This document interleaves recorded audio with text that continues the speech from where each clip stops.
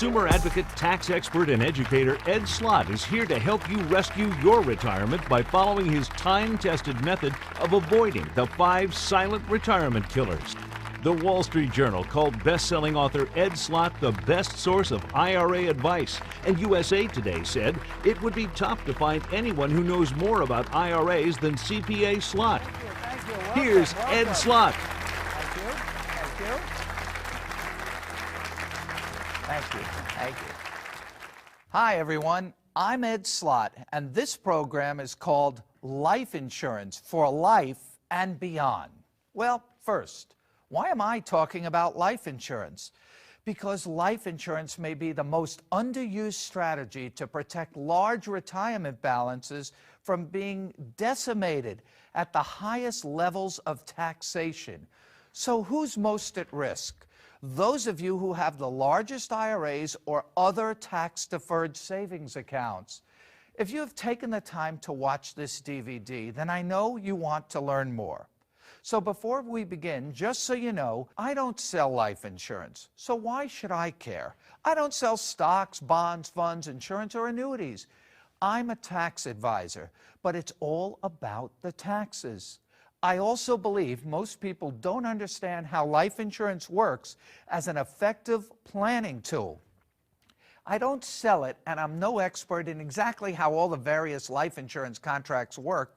That's why there are life insurance professionals that you need to work with to fill in all the details. But I do know the end result. It's like a car. I know it gets you there, but I don't know how the engine works. But I do know how life insurance can fix lots of money and retirement problems, and even create wealth, and tax-free wealth. And you know, I love tax-free.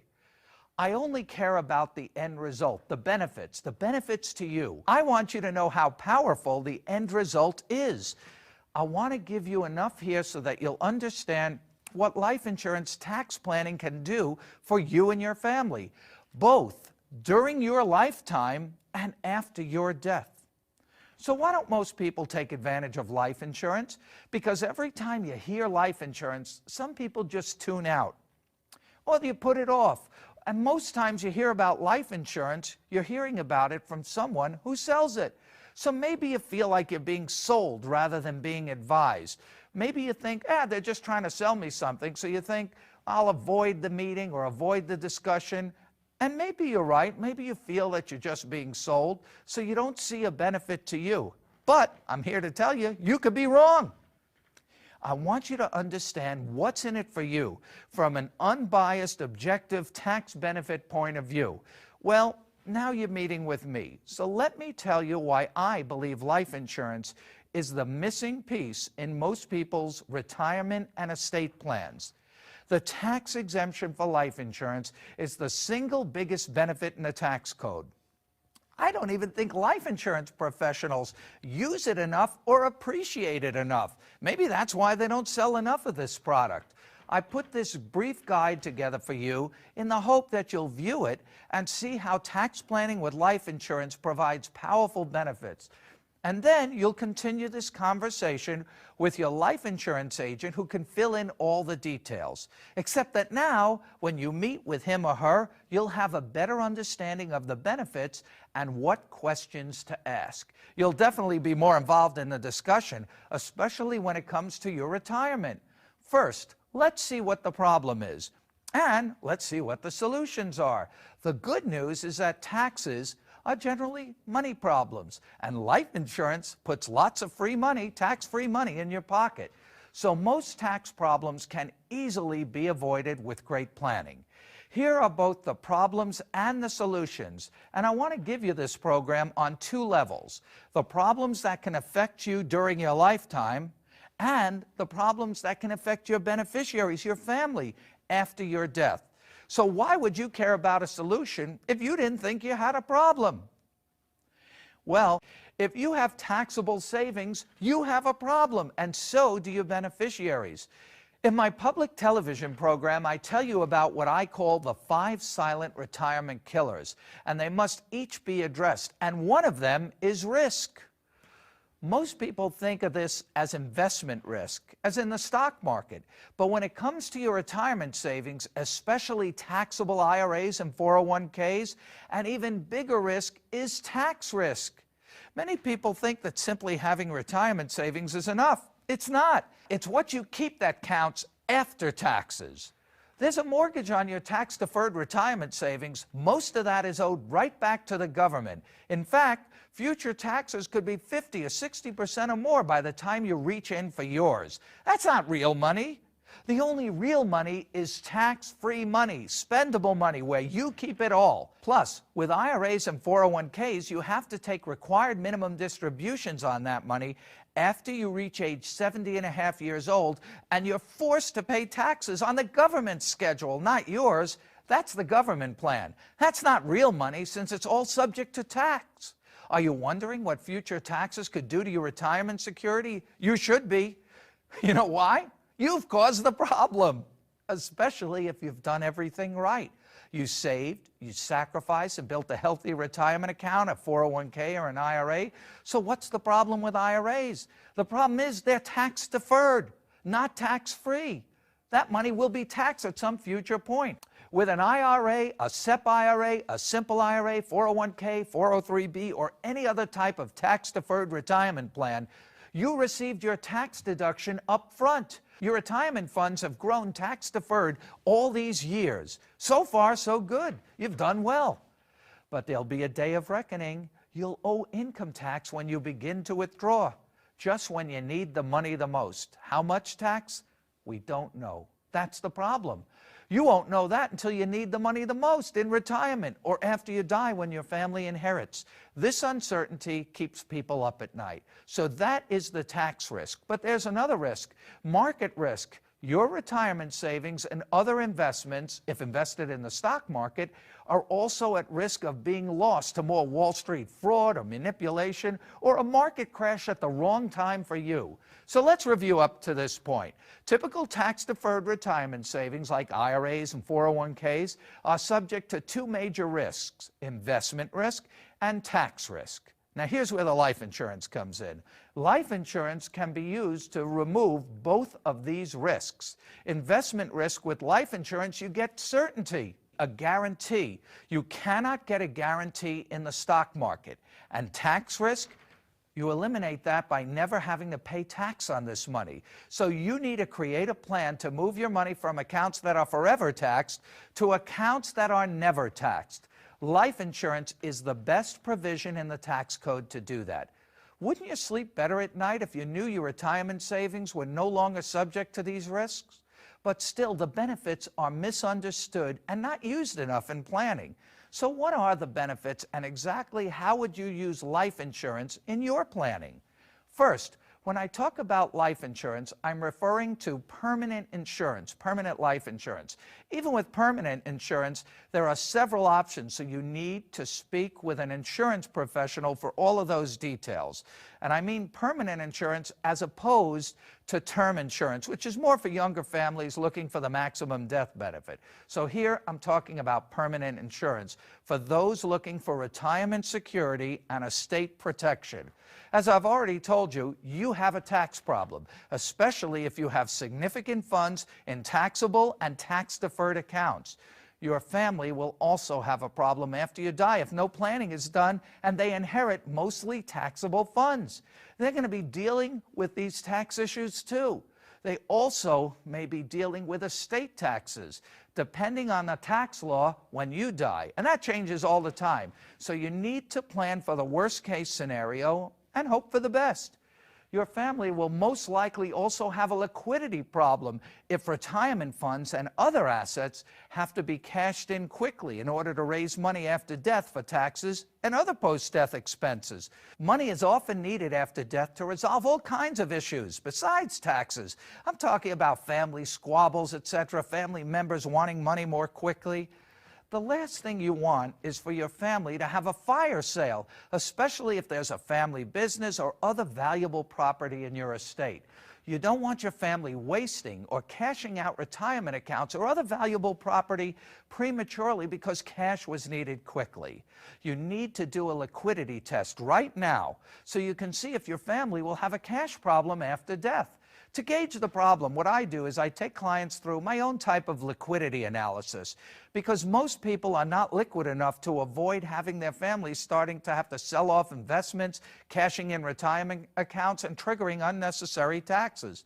So what does my liquidity analysis do? It shows you how much of your estate can be turned into cash quickly without triggering taxes or losing property value. Cash is often needed after death, even if there are no estate taxes. And remember, that's only federal taxes. Don't forget state estate taxes. There are always expenses, and the IRA is the last account you would want to have to tap into to pay those bills. Remember, IRAs are subject to both income taxes and estate taxes, could be subject to estate taxes, which could eat up a lot of cash quickly. You can work with your advisor and your CPA or accountant on this too, this liquidity analysis, to go through it with them. But here's what we do. We have clients make a list of all the assets you own. So do that now. Make a list of all the assets you own, less liability, mortgages, loans, debts, etc. In other words, your net worth. Now you have this list of property. Code all the property as either liquid or non-liquid. By liquid, I mean assets that can be most easily and quickly turned into cash without triggering a tax. What I call money you have to pay a toll on to get it, toll money. You're left with basically cash. Well, here's what I mean.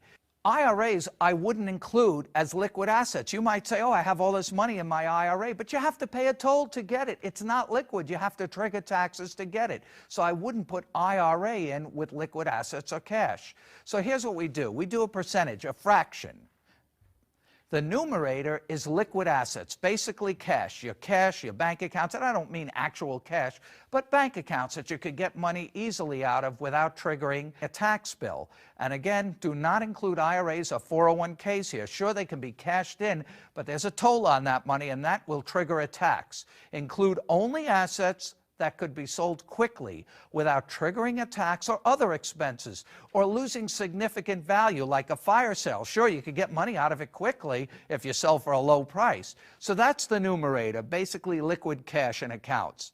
Now the denominator is the value of your entire estate, everything, including the cash, including your assets, business interests, real estate, include all property in addition to the IRAs. Now look at that percentage, look at that fraction. For most people, cash over the total estate is about 5%, if that much. Do you know what that means? Turn it around. In other words, this means most estates are 95% illiquid. That's a problem. Unless you actually do have a ton of cash laying around available, but most people don't. Most people, when I do this liquidity analysis, at that moment realize that they have a huge liquidity problem.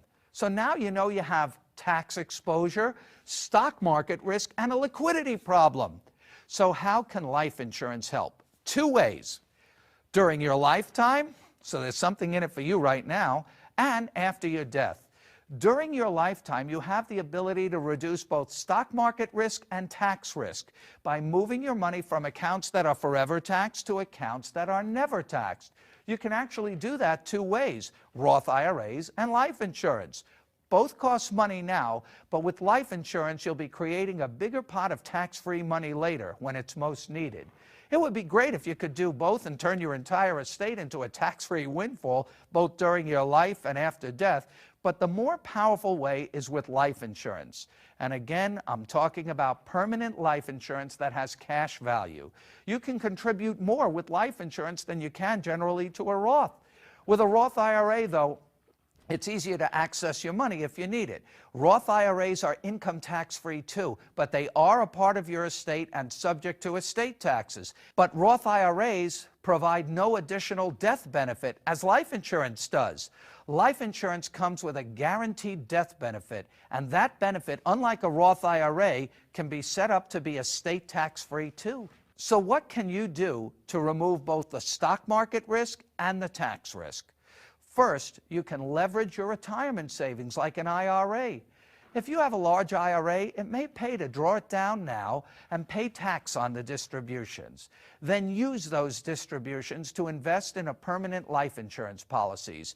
Remember that tax rates are still at an all-time low right now, so now would be the best time to strike. Even if it costs you some tax money, it still pays because you are lowering your tax exposure on your IRA. And anyway, after age 70 and a half, mandatory withdrawals from the IRA must begin, whether you like it or not. Since the money will eventually have to be withdrawn anyway, it may as well be leveraged by using the money to pay the life insurance premiums. You're basically paying off the mortgage on your IRA early, so you never have to worry about tax risk. And the funds invested in your permanent life insurance policy are now growing tax and risk-free. And you can have lifetime access to the cash value tax-free if you need it for retirement. So during your lifetime, you can, in effect, turn your taxable IRA and other taxable savings into a tax-free savings vehicle. It's really just like changing pockets from taxable accounts to tax-free accounts, except that now you've also built in a guaranteed death benefit to benefit your family. It's generally judgment-proof too, the life insurance I'm talking about. If you have other taxable funds, you might want to keep those protected from future taxes too. Many people who are looking for places to shelter money from taxes, stock market, risk, and lawsuits are stuffing taxable money into permanent life insurance as a lifetime personal protected savings account. All the growth is tax-free for life and beyond. So those are the benefits to you during your lifetime. What about post-death benefits for your family? Well, if you don't need to tap into the funds during your lifetime, your beneficiaries are guaranteed a death benefit. The stock market has no such guarantee. Your family will now have guaranteed access to a ton of tax-free cash.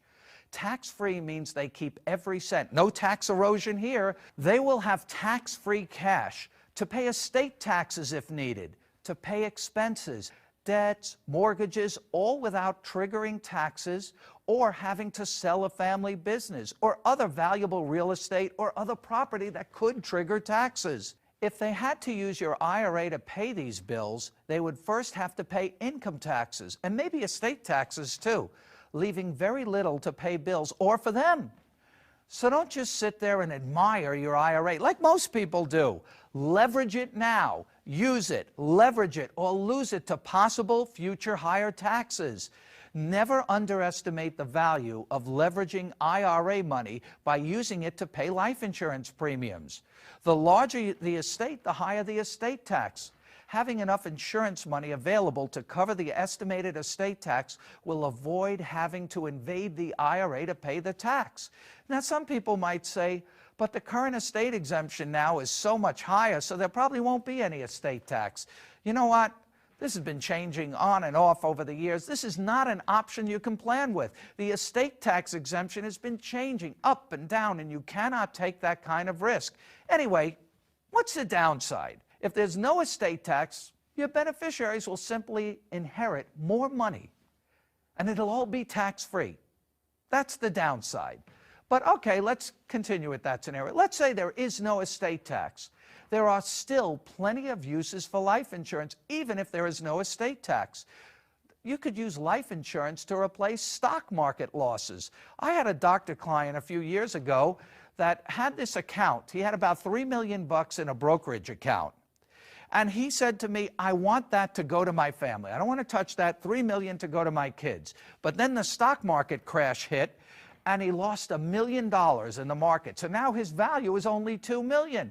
What did he do? He went out immediately, got $1 million of life insurance. He replaced all that lost value immediately. Now he still has the $3 million to leave his kids. $2 million what's left in the portfolio, plus $1 million of life insurance. He replaced losses immediately.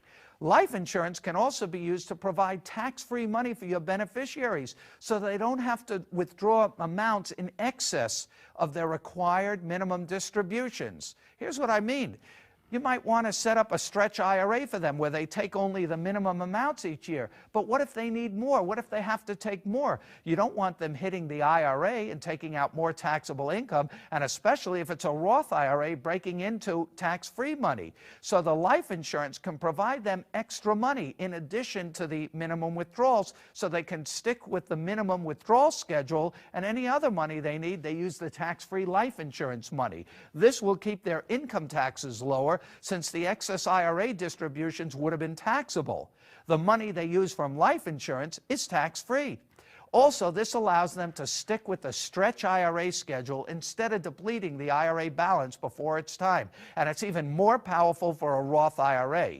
This can also allow inherited Roth IRAs to last longer and continue to grow tax-free for your beneficiaries. Life insurance can also be used to simply create wealth. Your family can easily end up with millions more than you ever had, all tax-free. That's why when I talk to clients, I give them this scenario. First, like I said before, we find their net worth, the entire value of your estate. And then I ask, if I could create a plan so that after you die, your family will end up with your entire net worth, whatever that is, or much more, would that be a good plan? Of course that'd be a good plan. Where do I sign up for that? Who wouldn't want that? Does that mean there were no taxes or other expenses that depleted the estate? No, but we planned for that. And those items can be paid from the additional tax-free life insurance money, with plenty more left for your family. That's how any family's assets can be leveraged with life insurance to eliminate the effect of taxes and turn what was a taxable estate into a much larger tax-free estate. Here are some other uses for life insurance planning. If you have no retirement, you can actually create one with life insurance and have death benefit protection too, all guaranteed by moving other taxable money into your permanent life insurance policy. This provides a lifetime benefit for you. Life insurance can be a pension alternative too, providing beneficiaries with a tax-free stream of cash for the rest of their lives, similar to the stretch IRA, except that the life insurance is better than a stretch IRA because it's tax-free. And another benefit, money solves a lot of problems, not even always money problems. Families that don't get along, and it's not usually your children, it's the ones they marry. We had a case where one of the daughters just wouldn't even talk to the other 3 kids. So mom came to see me and she decided to take out $500,000 of life insurance, naming the 4 children as equal beneficiaries. When mom died, it didn't matter that one of the daughters wasn't talking to the others. Life insurance does not pass through a will. It is not subject to probate or income tax. So each of the children got their $125,000 checks with no fights and no contact. It's sad, but it avoided a ton of legal problems, will contests, and other expensive and nasty arguments. They just got the money straight out. So this is the basic strategy, turning taxable money into tax-free money using the tax exemption for life insurance, moving your money from accounts that are forever taxed to accounts that are never taxed. As tax rates increase, tax-free becomes much more valuable. Life insurance, like Roth IRAs, removes the uncertainty of what future tax hikes could do to your retirement savings. But is it all good? What's the downside? Nothing's all good. What's the downside? You might not qualify. Maybe you're too ill. Well, that's something you might want to look into annuities for that. That also gives you a guaranteed stream of income for life. Another downside, well, obviously you have to commit to funding the policy. If you don't put the money in, you won't have it. You also need to have funds available to invest. But that's where your IRA and other taxable funds come in. But if you don't have it, maybe it's not for you. Life insurance may not be for everyone. You don't want to go broke with it. If you don't have enough assets, you probably don't have a tax problem. And then it might not pay for you. Maybe you only need enough life insurance to protect your young family in case of an early death. That you should always have. The bottom line is that life insurance provides tax-free cash. Tax-free is always the best source of money, and it also solves lots of non-tax problems. Well, this is all good, but people make mistakes when it comes to life insurance planning and understanding life insurance. Here are the 5 most common life insurance mistakes. Mistake number 1, thinking that life insurance is a cost and not looking at it as an investment. If you put money in a bank account, that's an investment. This is the way you should look at life insurance. You want to put it in as an investment. And the bigger the number, the more you'll have. It's not a cost, it's your money, it's an investment. Item number 2, trying to pay the lowest amount for life insurance. It sounds good, right? Do you want to pay $1,000 or $10,000 for the policy? With permanent life insurance, you might want to pay more. Like I said in item 1, think of it like a bank account. You may want to maximize the amount you have available, so you may want to put more in. Mistake number 3, not understanding the benefits. Now, I went through some of the benefits before, but let's review them. For example, with life insurance, you have a tax-free payout after death. And generally, it's judgment-proof. Also with life insurance, you have lifetime access to cash value, tax-free, so it won't increase your income. It won't cause Social Security to be taxed, and you won't lose tax benefits because your income increased, like losing exemptions, deductions, and credits. Life insurance is exempt from estate tax if it's set up right. And with life insurance, you get a guarantee, removing stock market risk. The government has restrictions on how much you can invest, but you generally want to put in the maximum you can. Mistake number 4, improper ownership. Don't own it in your own name. Why on earth would you want to own something like life insurance that you can't possibly collect on? Why would you? Keep it out of your estate. We see this all the time with clients. It's one of the biggest mistakes made. In fact, we had a young client, a young couple come in recently. Very successful couple, made a lot of money, and we were going through the assets they had, and the husband actually did have $5 million of insurance. And then when I looked at it, it was owned in his own name. And I said, what'd you do that for? Do you realize that if you die, that $5 million comes right back in your estate? And if your estate is subject to estate taxes, the government could get half of that. Why would you own it in your own name? You want to keep it out of your estate.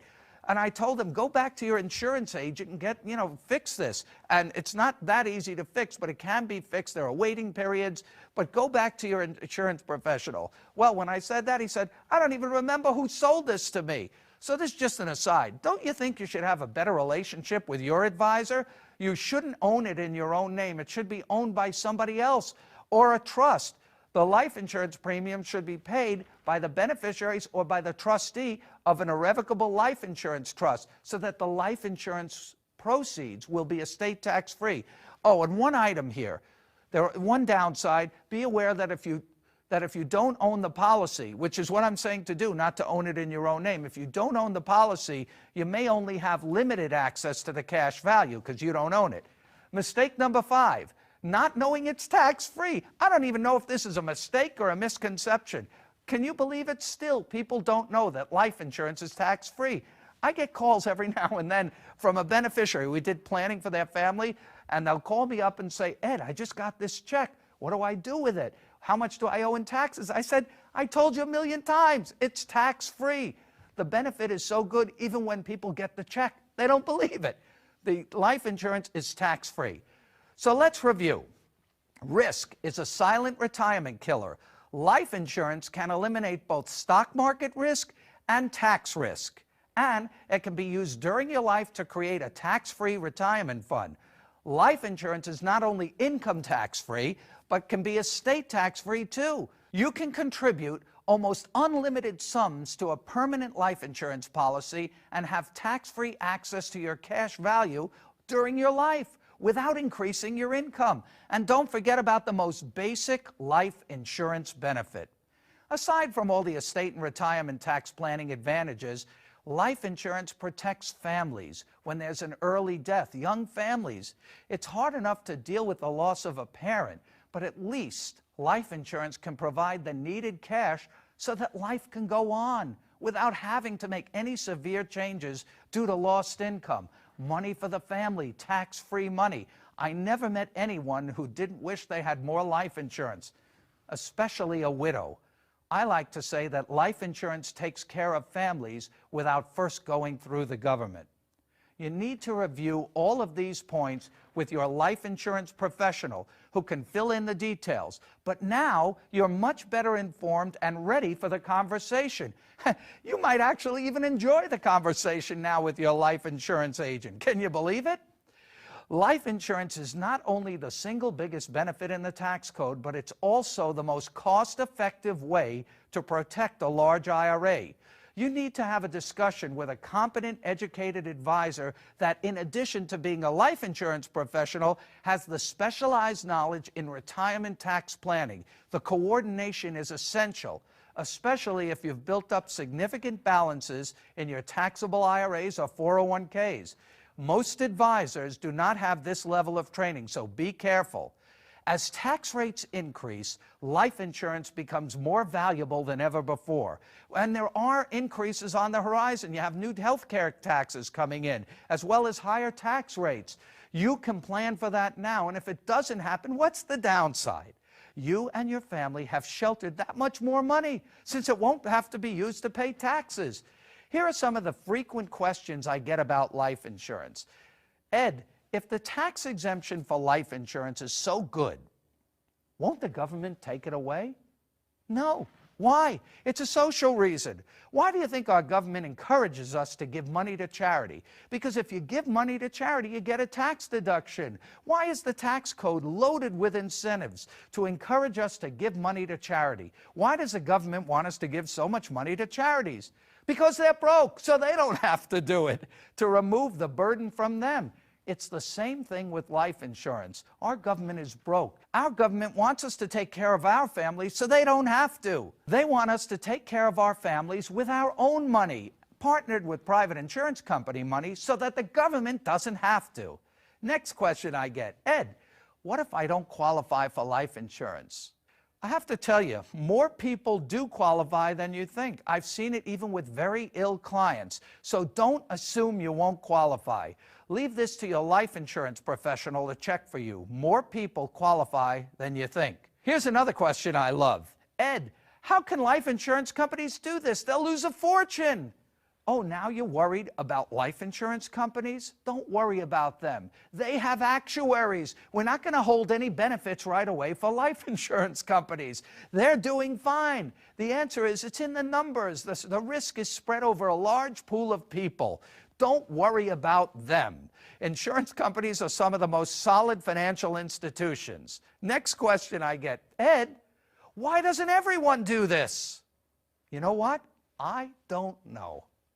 I also think that insurance is not sold properly, so you look at it as a cost rather than investment. Many people think they're buying something and they don't see how it fits into a plan like I've been telling you about. A good financial advisor or insurance professional can explain the planning aspects.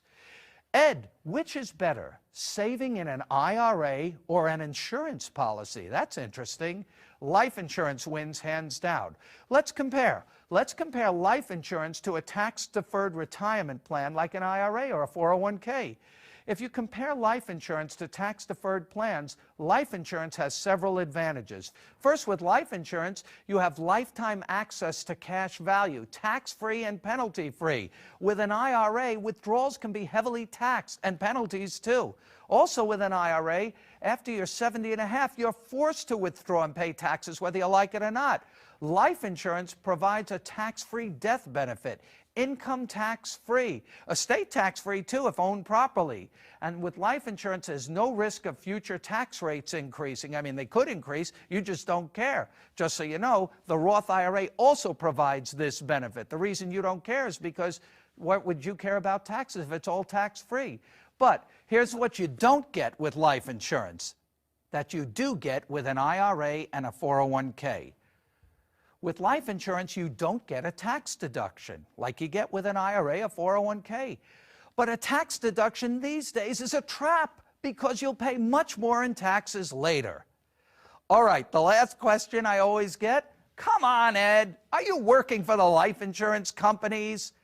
This is too good to be true. No, I told you that before. I'm here for you, telling you how to create and build tax-free wealth using the single biggest benefit in the tax code. I always say life insurance is the only legal way to print money. So there you have it.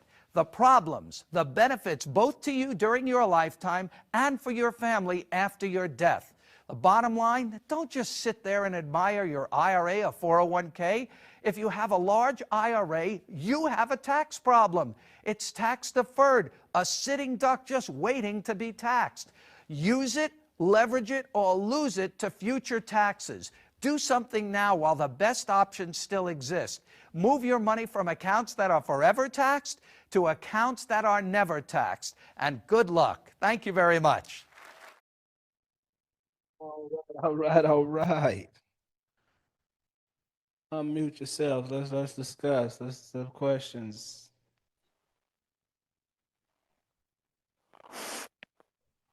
Yeah, I just don't want to be that guy that lost $1 million in the stock market, and that's all that was I was hurt for him. Like, yeah. Those but he was able to get it back. What are some highlights you got out of that? Basically, it's just the whole life insurance thing is just risk free. This sounds like the best place to put your money, man. That's what I'm hearing. All right. It's risk free and what else? There's another free in there. There's two main frees. Risk free and what else? Tax free. There you go. I asked the question in the group. Ain't nobody gonna get that answer. Everybody gonna go up at least 50%. I say Victor in the comments. You was 50% right too, Victor. 50% right. Yeah. I put in the statement that it's in 2 words. That was the clue, 2 words. All right. The 2 words is the difference between investing and saving is the question. The answer is taxes and risk or risk of taxes. All right? Okay, yeah. Because I have risk. there's no risk in savings because that's what we're doing with the insurance. It's a savings account. Now, there's one thing I do disagree with what he said, and that's investing. He said it's investing, but he's a tax guy. He's not an insurance guy. By law, we can't say that it's investing because there's no risk of loss. Okay? That's the difference. Okay. If you're investing, there's a risk of losing money. There's no risk in insurance, fixed policy insurance. So that's why we can't call it investing because you're guaranteed money. Okay, and you're guaranteed more than you can contribute it. So that's a profit, and it's a tax-free profit. Okay, so that's the other part of that. I'm going to can y'all still see my screen? I need to reshare. All right, so that's pretty much. I got a question. Go for it, Lexi. Why did he say that the policy should not be in your name? Well, that's an opinion of the person and what your intentions are, right? Now that's for, let's say, while you're living, your action, but if something was to pass, and depending on what state you're in and how your life is structured, and that's in your name, he's saying it could be an estate tax. But you also got to keep in mind you have beneficiaries. Some people typically put beneficiaries as the trust. So it's going to go to the beneficiaries. And typically, if you don't have a trust in place, then that becomes an asset that goes part of probate. That's where the estate tax part comes in when he was mentioning. Okay. So that's why I always advise to teach y'all, you get it. Once you get it approved, boom, then go ahead and transfer it to your trust name. That way it can start coming out the trust account. The trust can start paying for the policy as you being a key individual of the trust, which is a trustee. Now, he mentioned also that you might have accessibility problems. Well, you won't have accessibility problems if you already have a trust set up. Okay, because you've already had some assets that you was trying to protect, so you established a trust. Then the trust went and bought a policy on the trustees. So at that point, the trustees have access to the trust. So you wouldn't have a problem of making loans and things of that nature by it being owned by the trust because you're in the trust. You're in the documents that you presented to the insurance company, and the bank, whoever you're banking with for those deposits to go to, you're on the record of being the trustee that signs the signatures and everything. So there's no problem for that as well. But a person that's not in trust, that's the average person he was speaking to in this video. Okay. So in my case, since I'm still making the trust, once I build the trust, then I would transfer my insurance ownership to the trust. Yep. You can transfer ownership to the trust and you can make the trust the beneficiary. Okay.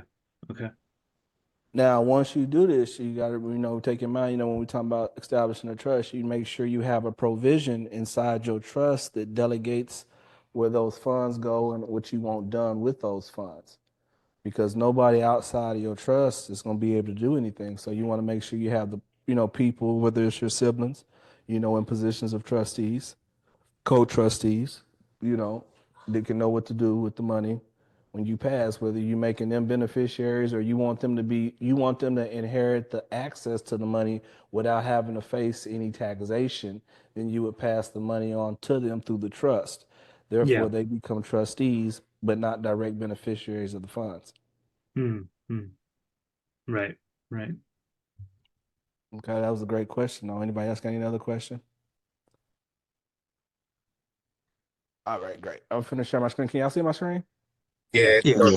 triangle. Yeah. You see the triangle and the tax-free, risk-free insurance strategies? Yeah. Okay, so last week we was talking about Richard's retirement. Okay, so today now we're going to talk about the income side, which kind of goes what Mr. Ed was sitting here talking about. These things can be used for so many different things. Well, in the Financial Shield, we're showing you 3 different things we're using it for. Now, I showed y'all last week, we went over the retirement side. Now I'm going to show you what you can do on the income side, because that's your greatest financial asset, is your ability to go generate money so that you can pay for the things that you want and you need, right?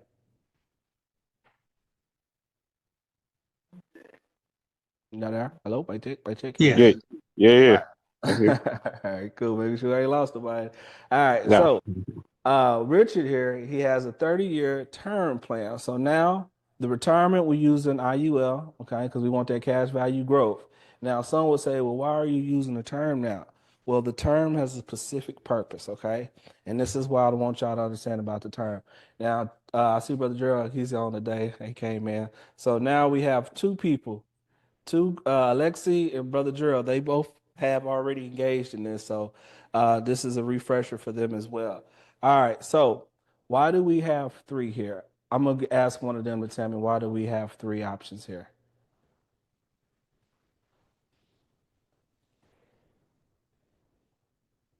Don't speak at once. The living benefit is in case you get sick or injured, and you get Okay, if you access get to sick, cash. you have access to cash. Okay. With that understanding, which one's going to be the first one to go if you get sick? Number 1. There you go. Just that simple. Why would we want to get rid of number 1? Because it's only for 30 years anyways. Right. It's only for 30 years anyway. Let me see. Braylon, what would you think? Why would we want to get rid of number 1 if something happens versus the rest of these? Braylon, you're muted if you're speaking. Go ahead. I'm listening. Why would we get rid of the first one in the event something happens out of these 3? Why would you get rid of the first one? I mean, I don't know. You tell me. I don't want to say Okay. the wrong. All right. I'm just causing your brain to work. Okay. So think of it like this. Out of the 3, which is the best? This one is providing an income for later. This one is allowing me to receive compound interest on my transactions. This one is just to protect my income. Okay. Look how much this one costs versus the rest. This is $36 a month. This one, $6,000 a year. That's like $500 a month. Then this one, 11 plus 1,000 plus 2. That's $1,250 a month. All right. So these are my bigger things. So this is the smallest pot. Right? Look at that's 250. This is 367, and then this one down here says 480. Right. So the smallest one got to go. So what you really want to do is look at this as insurance for these other 2. You see how that works? We're making sure we don't have to tap into these in the event. We're gonna go ahead and tap into this one because all 3 have living benefits, meaning if I get sick and can't go to work, I can tap into the cash value if I need to go ahead and pull this money early in these 2. But I don't want to do that because I'm receiving a bigger living benefit from these, right? So if I don't want to do that, boom, that's why we have this more affordable way to spend this $36 a month and still have 250 of coverage. Right. Okay, you follow me on that? Now, keep in mind also, this is just what he started off with. As he gets, as he gets older, he can probably afford more. So he can go back and bump this up or basically just get another one. Because you can get as many of these as you can afford to pay for. It's just the average agent doesn't know how to construct these properly so that you could afford it. Okay? So, now that we're talking about protecting your income, let's see how that works. Now we're going to go ahead and let's pull up an illustration.